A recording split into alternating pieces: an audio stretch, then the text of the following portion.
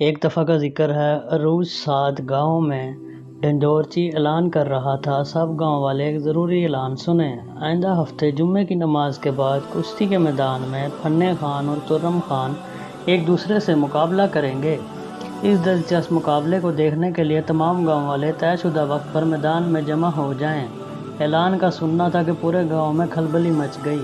یہ گاؤں برف پوش پہاڑوں کے درمیان ایک سرسبز وادی میں واقع تھا۔ کیونکہ دیہاتی کھلے میدانوں میں مل جل کر بیٹھنے اور کھیل تماشوں کے شوقین ہوتے ہیں، لہٰذا سبھی اس سنسنی خیز مقابلے کا بے چینی سے انتظار کرنے لگے۔ مگر یہ پھنے خان اور ترم خان کون تھے اور یہ مقابلہ کیوں ہو رہا تھا؟ دراصل پھنے خان سچ مچ کے پھنے خان نہیں تھے اور نہ ترم خان حقیقت میں ترم خان تھے۔ دونوں کو اپنے بارے میں یہ خوش فہمی تھی کہ گاؤں میں ان سے زیادہ بہادر اور طاقتور کوئی نہیں ہے۔ وہ کشتی کے 2-4 داؤ جانتے تھے اور گاؤں والوں کے سامنے اپنی بہادری کی شیخیاں بگاڑتے رہتے تھے۔ گاؤں کے لوگ انہیں اصل ناموں کے بجائے پھنے خان اور ترم خان کے نام سے پکارنے لگے تھے۔ گاؤں کے چڑی مار کرم دین نے اتفاق سے ایک سرخاب پکڑ لیا۔ سرخاب ایک انتہائی حسین پروں والا قیمتی اور نایاب پرندہ ہوتا ہے۔ اس کے بارے میں مشہور ہے کہ جس کے پاس سرخاب ہوگا اس کی قسمت چمک جائے گی۔ کرم دین نے سرخاب بیچنے کے لیے اپنی دکان پر رکھ لیا تاکہ اس کے اچھے سے اچھے دام مل سکیں۔ اب اتفاق کی بات ہے کہ پھنے خان اور ترم خان ایک ساتھ سرخاب کو خریدنے کے لیے دکان پر پہنچے۔ دونوں ایک دوسرے کو ناگواری سے گھورنے لگے۔ ترم خان اپنی کونی سے پھنے خان کو پیچھے دھکیلتے ہوئے دکان میں داخل ہو گیا۔ کرم دین اپنی جگہ سے اٹھ کھڑا ہوا۔ پھنے خان نے زور سے کہا، کرم دین، میں سرخاب خریدنے آیا ہوں، کیا دام لوگے؟ ترم خان نے فوراً کہا، میں دکان میں پہلے داخل ہوا تھا، سرخاب صرف میں ہی خریدوں گا۔ پھنے خان نے کہا، خریدنے کی بات پہلے میں نے کی ہے۔ ترم خان نے کہا، ارے اس پرندے کو خریدنا ہر کسی کے بس کی بات نہیں ہے۔ پھنے خان نے کہا، تو جیسا پھٹیچر تم جیسا پھٹیچر تو یہ خرید ہی نہیں سکتا۔ یہ سنتے ہی ترم خان نے پھنے خان کو دھکا دے کر گرا دیا۔ مجھے پھٹیچر کہتا ہے، اپنی اوقات دیکھی ہے؟ اور دونوں آپس میں گتھم گتھا ہو گئے۔ کرم دین نے جو یہ ماجرا دیکھا تو دوڑا دوڑا گاؤں کے قاضی صاحب کے پاس پہنچ گیا اور ساری بات کہہ سنائی۔ قاضی صاحب نے دونوں فریقوں کو اپنے پاس بلا لیا اور یہ فیصلہ سنایا کہ دونوں اپنی طاقت کا مظاہرہ کریں، کشتی کا مقابلہ ہوگا، جس نے مقابلہ جیت لیا وہ سرخاب خریدنے کا حقدار قرار پائے گا۔ چنانچہ اعلان کر کے گاؤں والوں کو اس مقابلے کی اطلاع دے دی گئی۔ ادھر گاؤں والے مقابلہ دیکھنے کے لیے بے چین تھے، ادھر پھنے خان اور ترم خان نے بھی مقابلے کے لیے کمر کس لی۔ پھنے خان نے گھر پہنچتے ہی اپنی ماں سے کہا، ماں جی، میرے لیے 6 گلاس لسی اور ساتھ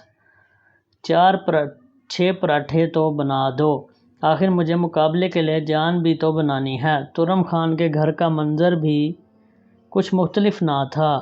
ان کی بیگم پراٹھوں پر بلائی ڈال ڈال کر ان کے سامنے رکھتی جاتی اور وہ جلدی جلدی سب چٹ کر جاتے اور ساتھ ہی بیوی سے کہتے، ارے سنتی ہو، تھوڑی دیر میں مجھے گرم دودھ میں میوے ڈال کر دے دینا، اور ہاں، دوپہر کے کھانے میں پایوں کے ساتھ 6 انڈے ابال کر رکھنا مت بھولنا۔ شام میں دونوں سرسوں کے تیل سے اپنے بدن کی مالش کرواتے، اکھاڑے میں ڈنڈ پیلتے، بیٹھکیں لگاتے اور بھاری بھاری وزن اٹھا کر کسرت کرتے۔ یوں ہی ایک ہفتہ گزر گیا۔ مقابلے کے روز کشتی کے میدان میں گویا میلے کا سماں تھا۔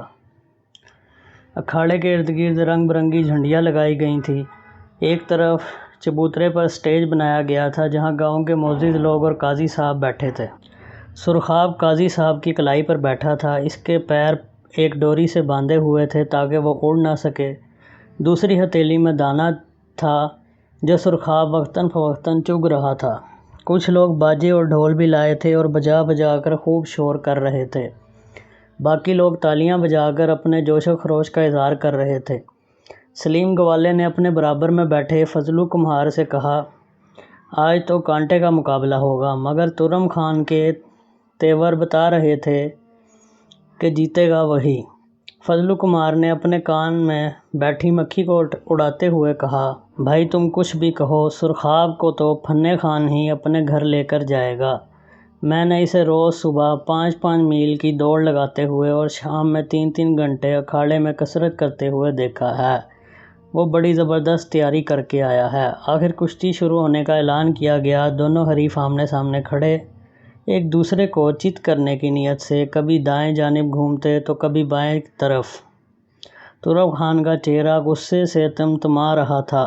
اس نے آنکھیں سکیڑ کر اپنی لمبی لمبی کماندار مونچھوں کو تاؤ دیا تو پھنے خان نے بھی اپنے چمکتے ہوئے گنجے سر پر ہاتھ پھیرتے ہوئے دونوں مٹھیاں بھینچ لی۔ دونوں نے مقابلہ شروع ہونے سے پہلے سرخاب پر نظر ڈالی جو فکری سے دانہ چگنے میں مصروف تھا۔ مقابلے کے نگران نے سیٹی بجائی تو پھنے خان نے آؤ دیکھا نہ تاؤ جھٹ ترم خان کی کمر پکڑنے کے لیے آگے بڑھا، مگر یہ کیا، ترم خان تو مچھلی کی طرح اس کے ہاتھ سے پھسل گیا، کیونکہ ترم خان نے اپنے بدن پر سرسوں کا تیل ملا ہوا تھا تاکہ پھنے خان کی پکڑ انہیں نیچے گرانے کی کوشش نہ کر سکے۔ اب ترم خان نے پھنے خان کا بایاں بازو پکڑ کر انہیں نیچے گرانے کی کوشش کی، مگر پھنے خان نے اپنی ایک ٹانگ ان کی ٹانگوں میں اڑا کر انہیں ہی زمین پر گرا دیا۔ ترم خان بل کھا کر فوراً اٹھ کھڑا ہوا۔ دونوں حریف اپنے اپنے داؤ پیچ لڑا رہے تھے۔ اچانک پہاڑوں کے پیچھے سے ایک بہت بڑا عقاب نمودار ہوا اور ایک ہی جھپٹے میں سرخاب کو پنجوں میں دبا کر لے اڑا۔ سب کچھ ایسے آنن فانن ہوا کہ کسی کو سنبھلنے کا موقع ہی نہ مل سکا اور قاضی صاحب سمیت تمام تماشائیوں کے منہ کھلے کے کھلے رہ گئے۔ دونوں پہلوان مقابلہ جیتنے کے لیے ایڑی چوٹی کا زور لگا رہے تھے کہ میچ کے نگران نے سیٹی بجاتے ہوئے مقابلہ ختم کرنے کا اعلان کر دیا۔ دونوں نے پہلے تو حیرانی سے نگران کو اور پھر تماشائیوں کو دیکھا جو اپنی اپنی جگہ چھوڑ کر جا رہے تھے۔ پھر جیسے ہی ان کی نظر قاضی صاحب پر پڑی جو منہ اٹھائے آسمان کی طرف دیکھ رہے تھے، نگران نے انہیں بتایا کہ جس سرخاب کی خاطر وہ لڑ رہے تھے اسے تو ایک عقاب اچک کر لے گیا۔ اب تو دونوں کی شکلیں دیکھنے کے قابل تھیں۔ پھنے خان تو وہیں اپنا سر پکڑ کر بیٹھ گیا اور ترم خان آنکھوں میں آنسو بھر آئے، ٹھنڈی آہیں بھرنے لگے۔ ان نادانوں کے خیال میں قسمت بنتے بنتے بگڑ گئی تھی۔ دوستو، قسمت تو انہی پر مہربان ہوتی ہے جو فضول کاموں میں وقت ضائع کرنے کی بجائے محنت اور لگن سے اپنا کام کرتے ہیں۔